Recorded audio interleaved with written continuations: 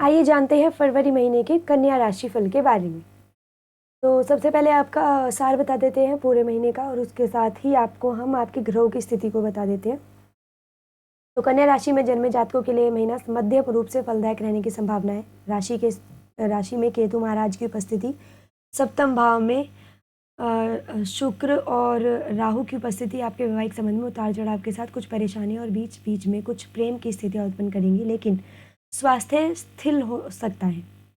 पंचम भाव में सूर्य और बुध आप और आपकी संतान के अंदर बुद्धि को बढ़ाएंगे और आपके निर्णय लेने की क्षमता मजबूत होगी। दशम भाव में मंगल कार्य क्षेत्र में मजबूती प्रदान करेंगे, आपके अधिकतर क्षेत्र में वृद्धि होगी। भाग्य स्थान में देवगुरु बृहस्पति का होना आपके लिए सही निर्णय लेकर जीवन में आगे बढ़ने में मददगार साबित होगा और गुरु महाराज की कृपा से आपको ईश्वर कृपा प्राप्त होगी। शनि महाराज छठे भाव में रहकर शत्रुहंता योग बनाएंगे, जिससे आपके विरोधी शांत रहेंगे और आपको कुछ नहीं बिगाड़ पाएंगे। आपकी स्वास्थ्य समस्याओं में भी कमी आएंगी, लेकिन यह छठे भाव के स्वामी होने के साथ पंचम भाव के स्वामी भी है, इसलिए शिक्षा में कुछ व्यवधान उत्पन्न हो सकते हैं और उस स्वास्थ्य उतार चढ़ाव के साथ आगे बढ़ेगा। स्वास्थ्य समस्या आएंगी लेकिन चली भी जाएंगी। आपको इस महीने ध्यान और प्राणायाम का सहारा भी लेना चाहिए। अब चलिए आपके करियर के बारे में बात करेंगे। करियर के दृष्टिकोण से यह महीना ठीक ठाक रहने की संभावना है। छठे भाव में शनि महाराज अपनी ही राशि में विराजमान रहेंगे और दशम भाव में मंगल महाराज भी उपस्थित रहेंगे। इन दोनों ग्रहों के इस संयोजन के कारण आपको नौकरी में मजबूत स्थिति प्राप्त होगी, आपके अधिकार क्षेत्र में बढ़ोतरी होगी, आपको पदोन्नति भी मिल सकती है। जो लोग सरकारी क्षेत्र में हैं उनके लिए समय और भी अच्छा रहेगा। आपके विरोधी शांत रहेंगे और आपका कुछ भी नहीं बिगाड़ पाएंगे। इससे आपका करियर दिन प्रतिदिन उन्नति प्राप्त करेगा। बुध और सूर्य पंचम भाव में महीने की शुरुआत में रहेंगे, जिससे आप सही निर्णय लेंगे और आपकी बुद्धि ठीक काम करेगी। कार्य क्षेत्र पर आपको अति आत्मविश्वासी होकर या किसी कंस्याप्रेसी में पढ़ने से बचना चाहिए। आपके लिए समय अच्छा रहेगा।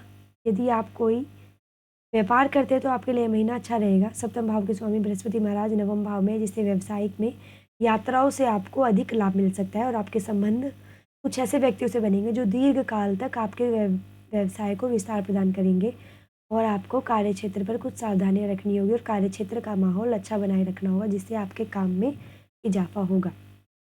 अब चलिए आपके आर्थिक जीवन के बारे में बात करेंगे। यदि आपकी आर्थिक स्थिति को देखा जाए तो ये महीना ठीक ठाक रहने की संभावना है। बुध और सूर्य पूरे महीने की शुरुआत में आपके पंचम भाव में बैठकर एकादश भाव को देखेंगे, जिससे आपकी आमदनी में निरंतर वृद्धि होगी और आपके पास एक से ज़्यादा माध्यमों से धन प्राप्ति के योग बनेंगे, जिससे आपकी आर्थिक स्थिति अच्छी रहेगी। लेकिन छठे भाव में बैठे शनि महाराज द्वादश भाव को देखेंगे, जिससे खर्च में बढ़ोतरी भी होती रहेगी।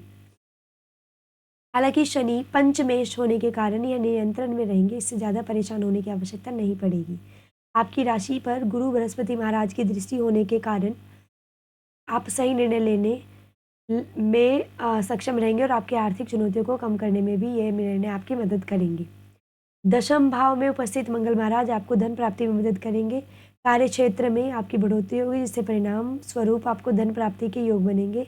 सप्तम भाव में दूसरे भाव के स्वामी शुक्र महाराज और नवम भाव के स्वामी शुक्र महाराज विराजमान रहेंगे। इससे आपके व्यवसाय का विस्तार होगा, जो भी उससे भी धन लाभ होगा। लेकिन शुक्र और राहु के साथ होने से आप अपने व्यवसाय अथवा अपने जीवन साथी के ऊपर ज़्यादा खर्च कर सकते हैं, जो बाद में समस्या देगा।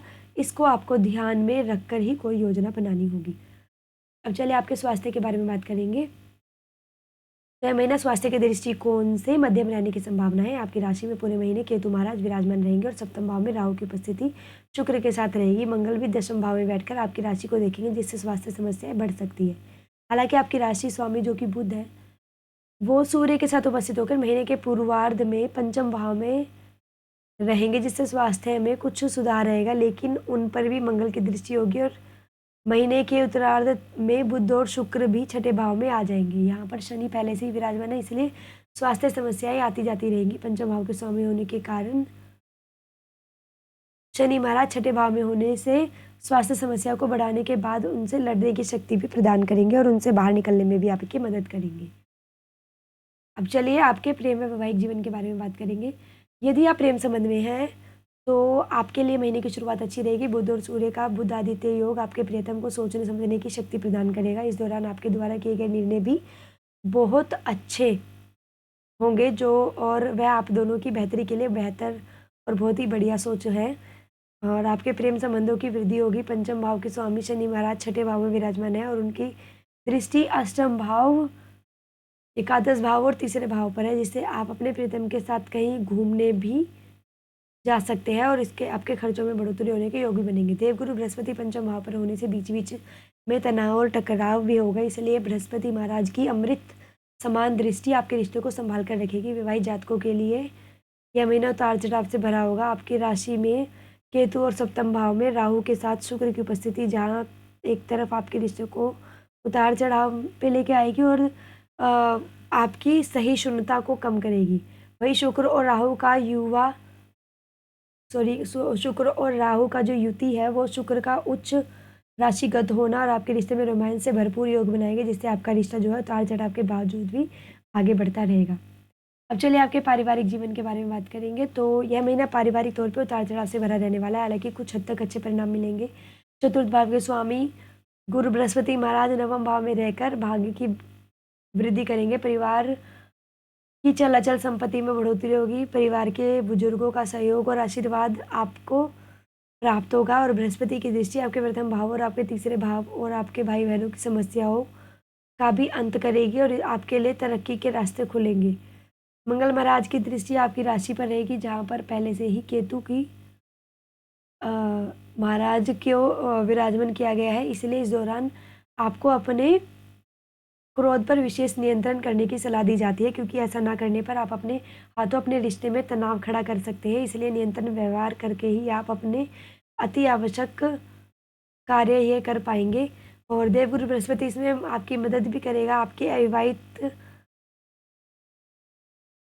जीवन भी सही रहेगा और आपको आध्यात्मिकता की तरफ आगे बढ़ना चाहिए, क्योंकि उससे आपके जीवन में शांति और ठहराव आएगा और आप सभी परिस्थितियों को देख पाएंगे। और दूसरे भाव के स्वामी शुक्र महाराज सप्तम भाव में राहु के साथ विद्यमान होंगे, जिससे पारिवारिक व्यवसाय को बढ़ोतरी भी मिलेगी।